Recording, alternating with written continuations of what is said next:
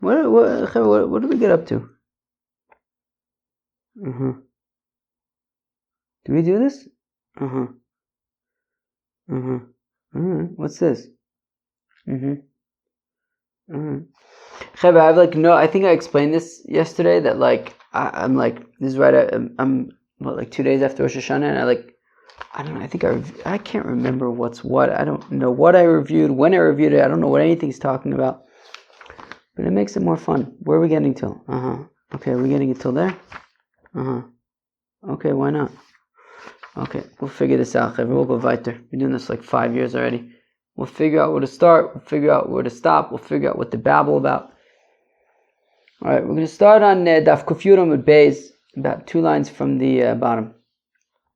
Vaish es imo v'chule. Okay, so a fellow inherits his mother. Okay. Minani mida. How do we know this? How do we know what? The Tana Rabbanon. Well, because the Rabbi is Tana Brisa. Chobas Yereshes Nachla mimatos b'nei Yisrael. Heach bas Yereshes shnei matos. Ela zeh she'avia mishevet echod v'ima mishevet acher umesu v'yirishton. Okay. So I think, okay. I see what's going on over here. I think I reviewed this. What's today? Monday? I think I reviewed this maybe on Shabbos.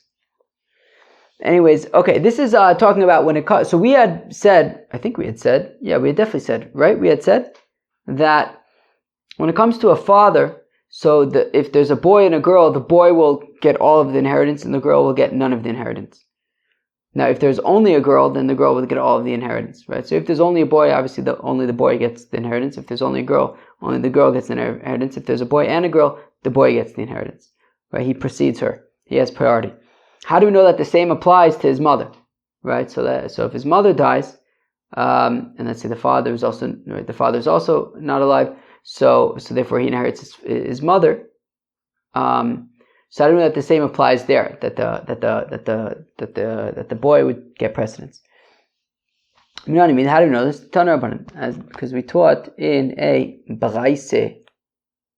V'chobas Yereshes Nachla mimatos b'nei Yisrael. Okay, so we talk about girls who inherit stuff. Okay, girls inheriting. Heach bas Yereshes shnei matos. It says mimatos. From dual, right? She can inherit from 2 matas, right? Reuven and Mata, the tribe of Reuven and the tribe of Shimon. How so? Well, if her father is from Shevet Reuven and her mother is from Shevet Shimon, umesu, and they both died, birishton, and she inherited them. So she inherited from both Shevet Reuven as well as Shevet Shimon. V'eni elo bas. So now I only know this about a girl. Okay, we're talking about bas Yereshes Nachla. So I know this about a girl. Ben minayin. How do I know that a boy would also inherit his mother? Up until now we've been talking about inheriting his father. How do I know that a boy inherits his mother as well? So Amar Kal V'chomer. Well, it's a Kal V'chomer. What's the Kal V'chomer? Uma bas shehura kocha b'nichsei ha'av yofe kocha b'nichsei ha'em. Well, if you have a daughter who we said that when it comes to the father's inheritance, so she kind of has a weaker position, which is that if there's a boy, she doesn't inherit, and yet we're seeing that she inherits by her mother. Well, then ben sheyofe kocha b'nichsei ha'av, the boy who has the sort of stronger position by the nichsei ha'av, in that he gets precedence over the girl, certainly then he should inherit also by his mother, right? Meaning if we're saying that a girl inherits her mother, and we know that when it comes to the inheritance of her father, she has a kind of weaker position in that she would not inherit if she has a brother, and yet we see that a girl inherits her mother. Now, if we have to try to figure out on our own, does a boy inherit his mother? So I would say, well, not only does he inherit his father, but he sort of has a stronger position there than his sister does. Well, if his sister would inherit his mother, well then certainly he should also be able to inherit his mother. He seems to be the better inheritor, not inheritor. And we malkum shabasa, and then we'll take it one step further and say malahalan ben kodem lebas. And now to take it one step further, not only does the boy inherit his mother, but just like when it comes to inheriting his father, he has precedence. Afkan ben kodem lebas. So here also by inheriting his mother, the boy has precedence over the girl. And if there's a boy and a girl, the boy would inherit his mother, not the girl. Rabbi Yossi, Rabbi Yehuda, Rabbi Elazar, Rabbi Shimon, Amu, Mishum Rabbi Zechariah ben Akatzav. So Rabbi Yossi, Rabbi Yehuda, and Rabbi Elazar, Rabbi Shimon say in the name of Rabbi Zechariah ben Akatzav, Echad ben v'echad habas shovin b'nichseim. So it says Zechariah ben Akatzav that actually when it comes to inheriting the mother, the boy and the girl would split it, right? If there's a brother and a sister, they would split the inheritance. They would split the inheritance. The boy would not get all of it. My time, how come? Well, because of this concept of dayo lavo min adin lios kanidon. That something that is brought from, let's say, a kal v'chomer from a different source should be like the source. Now, in this case, the way to understand this is that, well, if you're learning out a boy inheriting his mother from a girl, well then he should be equal to the girl. So that's what he wants to say, that if we're learning out a boy inheriting his mother from the fact that a girl inherits his mother, well then he should inherit, right? So lios kanidon, it should be like her, that they inherit equally. V'tanakama lo darish dayo, and what, does the Tanakama not hold of dayo lavo min adin lios kanidon, and says that actually the boy would precede the girl in inheriting? That if there's a boy and a girl, he would inherit, not her? V'adayo deraisi, how could the Tanakama not hold dayo lavo min adin lios kanidon? It's midoraisa. The Tana is within the Brisa, midin kal v'chomer ketzad. How do we know that a kal v'chomer is a thing? Well, because the pasuk says, Vayomer Shema Moshe, that when Miriam spoke lashon hara about Moshe Rabbeinu, so she had got saras and she had to be quarantined for 7 weeks. And the idea why she had 7 days, the idea why she had to be quarantined for 7 days is because of the following kal v'chomer. Vayomer Hashem Moshe, God says to Moses, if her father would have gotten upset and spit and spit before her, meaning if her father would have gotten very upset with her, would she not be embarrassed for a week? Well then, all the more so that if I'm upset with her, she should be quarantined for 2 weeks. Twice as much as if her father got upset with her. But since we're learning it out from her father, and by her father she would be embarrassed for a week, so here also she should be sent away for just 1 week. So Tanakama says, look, Be'alma dorish dayo. Look, generally the Tanakama would hold of dayo lavon minadin lios kanidon, because we just proved it from a pasuk in the Torah. We learned it from a pasuk in the Torah. But it's different. This is different over here when it comes to the boy inheriting his mother. The Amrikak, the pasuk says mimatos, from the matos plural.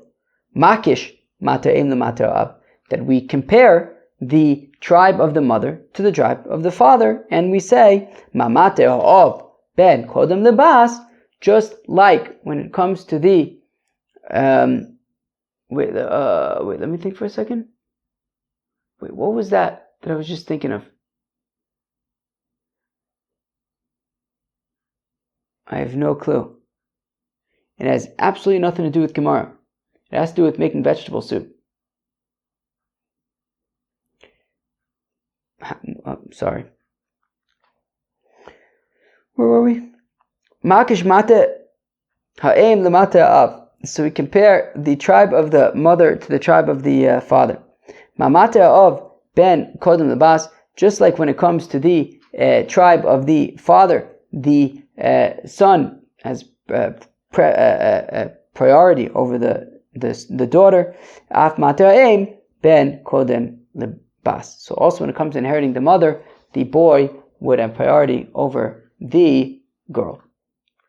Okay, fine. The boy would have, okay, gewaldig. Because the Tanakh Kama generally does all the dayol lavom nitin dios knitom, but over here there's dafka there's a cost of the pasuk says matos. Matos is plural. To compare the two and say that just like by the father the boy is present, so oichet by the mother. Fine. Rav Nitai sover the mebud uvda Reb Chai ben Akatzav. Rav Nitai thought to go like Reb Chai ben Akatzav, to pass on Reb Chai ben Akatzav that the boy and the girl would split equally by the mother's inheritance. Amalei Shmuel says to Rav Nitai, Mikiman kizcharye. What? Because like Zechariah, that they split equally. Off face, Zechariah. We don't know like Zechariah. Zechariah is nil. Reb Tavla of the Reb Zechariah ben Akatzav. Reb Tavla did the Reb Zechariah ben Akatzav. Rav Nachman says to Reb Tavla, "My what is this?" Rav Chinna bar Shlamya Shmei de Rav, because Rav Chinna bar Shlamya says the name of Rav. Halacha Reb Zechariah ben Akatzav. That the halacha Reb Zechariah ben Akatzav. Amalei Rav Nachman says, Zila Hadabach, go and take it back. Ve'ilo, and if you don't take that back, Mafikna love Rav Chinna bar Shlamya me'unech. I'm going to take away Rav Zechariah ben Rav Chinna bar Shlamya from your strength. Meaning, I understand it to mean, if not, I will excommunicate you and go see if Rav Chinna bar Shlamya comes to help you then, and see if he could, see what happens there. Ravuna, basically don't do it. Ravuna bar Chia Sover lemebod uvduk Reb Chai ben Akatzav. Rav Huna bar Chia was the next guy the next rabbi Amora who thought to paskin like Reb Chai ben Akatzav. Amalei Rav Nachman says to him, "My what is this?" Amalei Dam Rav Huna Amarav, because Rav Huna says the name of Rab. Alocha Reb Chai ben Akatzav. Alocha Reb Chai ben Akatzav. Amalei Rav Nachman says to who? Rav Huna bar Chia. Eshlach le. Should I go and send to Rav Huna and see if he really says that? Ichsif. And then Rav Huna bar Chia got embarrassed. Right? So just the names over here. Rav Huna bar Chia thought to hold like Reb Zechariah ben Akatzav that the boy and the girl split the mother's inheritance equally. Rav Nachman got all upset. He says, what's the deal? So Rav Huna bar Chia says that Rav Huna says in the name of Rab that the halacha is taka like Reb Zechariah ben Akatzav. So Rav Nachman says, oh yeah, should I ask Rav Huna if he said in the name of Rab that the halacha is like Reb Zechariah ben Akatzav? Ichsif. And then Rav Huna bar Chia got embarrassed because he's like, wait, actually don't quote me on that. So Amalei, and Rav Nachman says to Rav Huna bar Chia, he gives him shtickle musar. He says, Ashto kinoch nafshe de Rav Huna isrisas lekabolai. Well, right now Rav Huna is alive, and I can say, hey, should we go ask him? And when I suggest that we go ask him, you back down. And he said, maybe not. If Rav Huna was not alive, you would have been opposing me and saying, well, what are you doing? Rav Huna Marav said this. Shtickle Musar says, right now we can. When I suggested we ask Rav Huna, all of a sudden you back down. Yet if Rav Huna was not alive, you have no reason to back down. You would have simply just, said I'm wrong. Ve'iu kamansa. Who did Rav Nachman hold like? Yod Rav Shmuel, like Rav and Shmuel the Amrei Tavat. They both say ein halacha Reb Zechariah ben Akatzav, that the halacha is taka not like Reb Zechariah ben Akatzav. And that, just like by inheriting the father, the boy has precedence, so oichet by the mother. Mistomich v'azu Reb Yanai akisva de Reb Simloi Shamei. Reb Yanai, who was, I guess, at that point an older man, was walking and leaning on his attendant, Reb Simloi. V'asu Reb Yehuda Nesiya la'apayu. And Reb Yehuda Nesiya was coming towards them.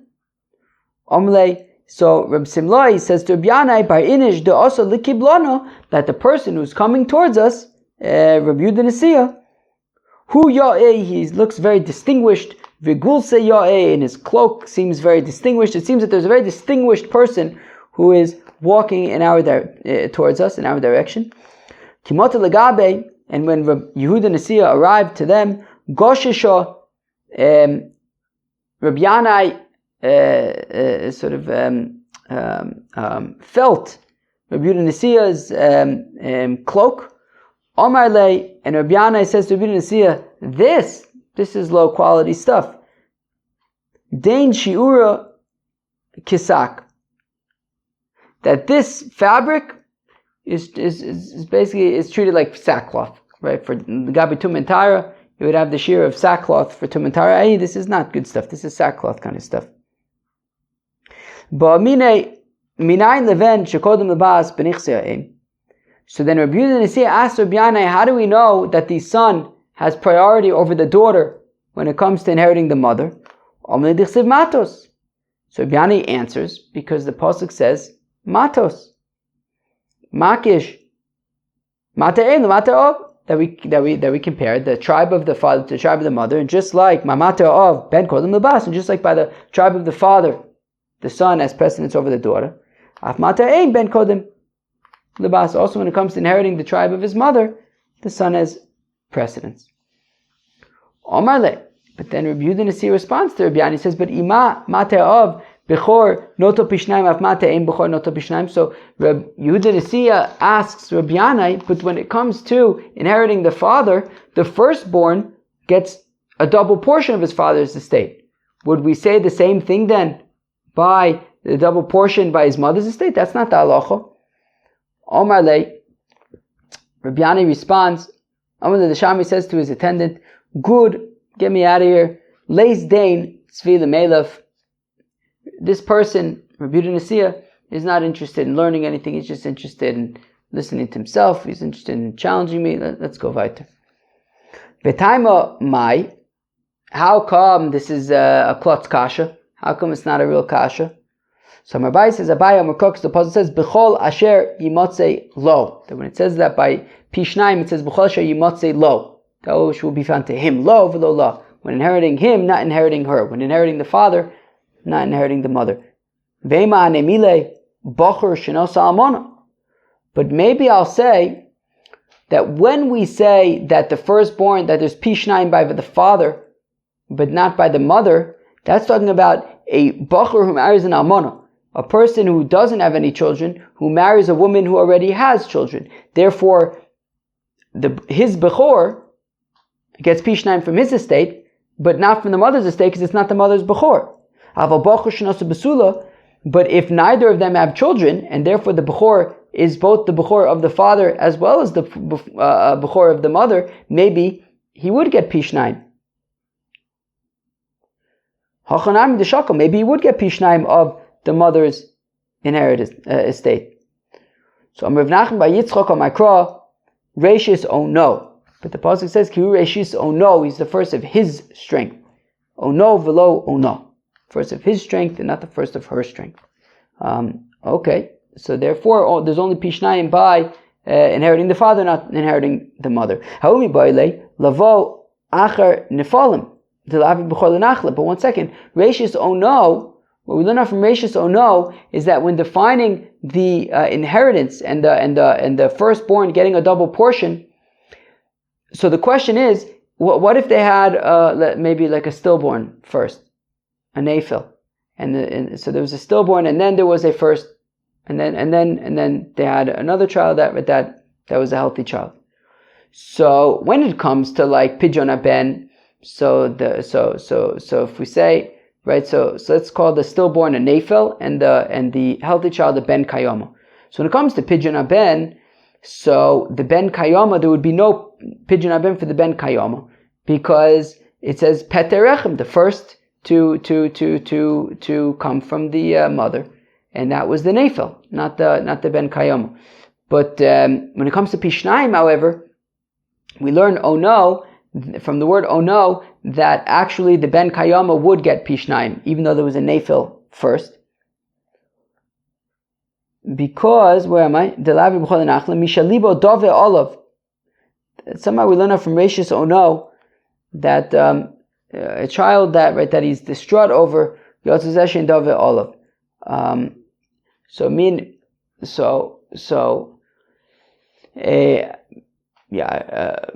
What the Gemara says is that that I guess the level of the extent of mourning for a Neifel versus a Ben Kayama is different, in that it would be more painful, be more severe for a Ben Kayama, and therefore when it comes to Bechor, it's specifically for a Ben Kayama rather than a Neifel. So that's what we learn out from Rashis Ono, but not to exclude a Pishnayim from inheriting your mother. So Imkein Limikra Ki Rashis On, my Rashis Ono, Shmamina Taita. If it was only to teach about the first, right, the Ben Kayama being considered a firstborn, then it would say Rashis On. But it says Rashis Ono to say that additionally we learn that there's Pishnayim, right, double portion when it comes to the inheriting the father, not when it comes to inheriting the mother, specifically to him. Vakati Ema, but still, I'll say that specifically. Hanimili Almon Shenosa Besula. I'll say, okay, fine. So we say Ono to exclude Ona, meaning if you have the husband already has children, so it's not his Bechor, but it's her Bechor. So we say in that case, no, Ono to exclude Ona, it's not her Bechor, and therefore there's no Pishnayim there.